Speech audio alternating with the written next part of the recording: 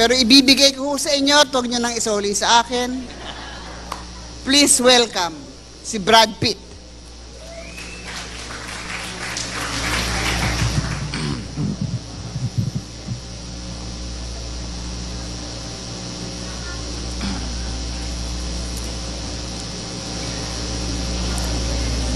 However, ayan po, sa kanya ko napulot yan. Kanya yan eh, joke niya yan. May isang award, however, agad umpisa niya. So, ganun katindi yan si Daddy, ha? Tawag niya, Tito Dolph, ako Daddy. I-explain ko mamaya kung bakit. Magandang gabi po sa inyo lahat, Mr. Vice President, Miss Yasha, good evening po. Daddy Dolph's favorite wife. Ayan. Ako po yung nagpapasalamat sa lahat ng nandito sa loob. At kung hindi dahil sa inyo, mukhang tanga ako rito. Wala kayo, salita ako ng salita. Ako po si Brad Pitt. Ang pag-introduce. Pero before I was Brad Pitt, ako po si Isko. Sa Jan and Marcia po ako. Extra lang po ako. At ang dialogue ko, isa lang po, Daddy. So, pumayag po ako dahil ang dali lang. Daddy. Ha? Pero nagpa-idiot board pa ako. Spoiled ako eh. Ako yung nangihinayang. Mga 30 years din po ang, para kaming mag-shoot ang on and off. At ako'y nanginayang iniwang niya na tayo agad. Sayang, may potential pa naman. Mukhang may promise. Sayang, nanginayang ako. Of course, pagkatapos ng Jan and Marcia, nakatrabaho ko rin si writer po ako sa Body and Soul. Si Buddy po, si Eric. The best comedian in the whole of Blue Ridge. Congratulations. Mamaya, marami akong ibubulgar tungkol dito. Tungkol naman po sa national artist. Hindi pa naibibigay. Of course, sa atin lahat, deserving siya. Pumunta akong National Bookstore. Ibet, yung libro mo, ang daming bumibili. Para sa akin, pwede na siyang National Bookstore artist. Payag na ako ron. Maraming salamat, Miss Bebet Oropesa. Hindi, of course, joke lang yun. Ang layo mo naman. Beauty queen yun. Si Elizabeth. Kanina gusto mo akong pamigay. Ngayon, gumaganti lang ako eh. Siya nga pala si Dino. Ito. Ayan. Ayan po, kinukwento sa akin. Ha? Ang nanay mo, si Sarian, biniyak mula dito.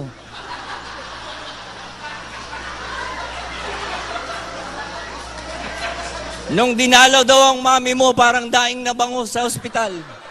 Mabuhay ka lang. Kaya Dino, mahalin mo ang buhay mo. Iisa lang yan. Napakalaking iisa.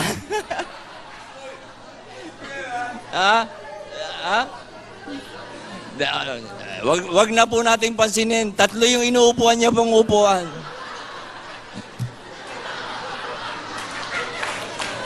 Tatlo po yan, sayang. May 2 pang makakaupo, pero siksika na tayo, pero okay lang sa amin yun. Naintindihan ka namin. Dino. Siya nga pala. Actually, hindi ho ako a-attend talaga rito.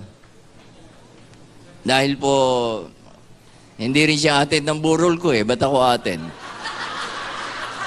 Di ba unfair yun? Sinabi ko sa kanya yun. Naintindihan niya naman ako.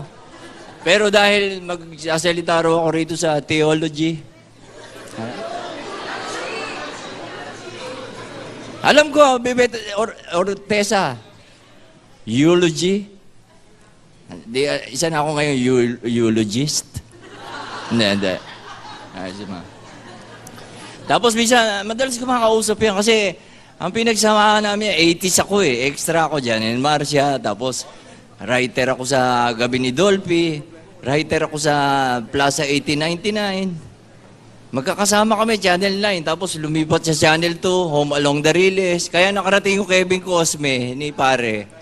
Dahil andun ako, kasama ako nung kinoconceptualize ang Home Along the Riles. Nung tinatanong ni Johnny, Direk Johnny, yung ano pangalan ni Mandolfi? Kasi mahirap lang pasan yung Jan Puruntong. So, ang hirap. So, the rest was history. Marami ko yung bubulgar ngayon. Siya nga pala, si Bandolf. Asa si Bandolf? Bandolf, ikaw ang, sa'yo pinaka natutuwa ang daddy mo. Maliit ka pa, pinagkakitaan ka na niya. Kaya tuwang-tuwa siya sa'yo, pero may bubunyag ako ngayon. Matagal itinago ito sa'yo. Bandolf, ampong ka lang. Ang tunay mong ama ay si Panchito. Napakasakit, pero yan ang katotohanan ng Bandolf, na mga lihim na binubulgar ko ngayon. Marami po yan. Susunod po ay si Epi. Epi, ngayon lang namin papaalam sa iyo ang isang sikreto. Isang sikreto, ibubulgar ko na ngayon dito. Ikaw ay isang special child.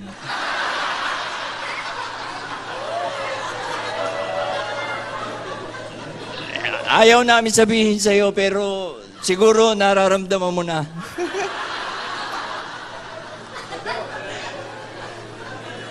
Nagsulat po ako ng konting guide at sinulat ko po sa bill ng Meralco. Kasi po napapansin ko, pag nakikita ko yung bill, mas creative ako. Kaya dito po naisulat, pasensya na po kayo. At ang idol kong Vice Mayor na matipid, hindi ho dating maitim yan.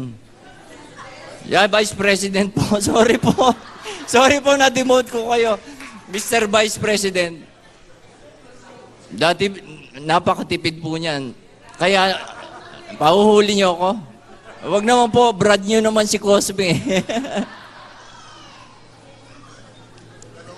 Dahil sa pagtitipid po, imbis na gumamit ng sunblock, tire block po ang ginagamit niya. Vice President na kayo, pwede namang konting, hindi namang corruption ang tawag doon, sunblock lang eh. At ako po, ito pa isang bubulgar ko sa inyo.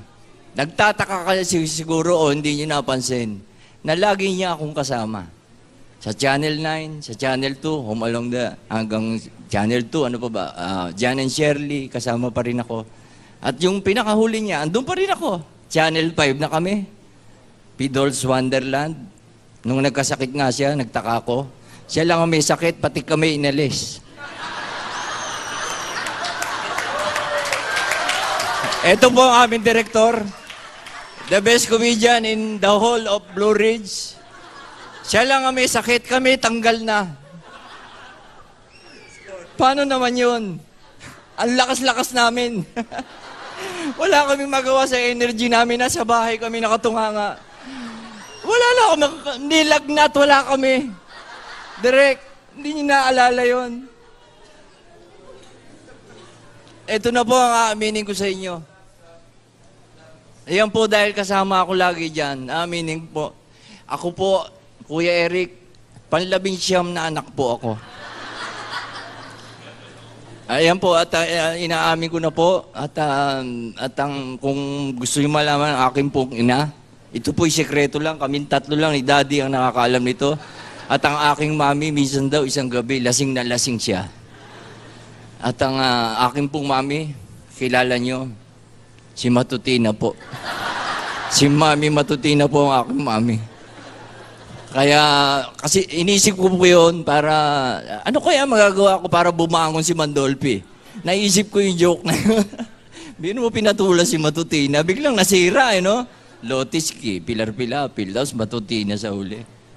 Pero, nag-iisip din ako, dahil kay Mandolfi, pinag-isa na naman tayo. May mga kapuso,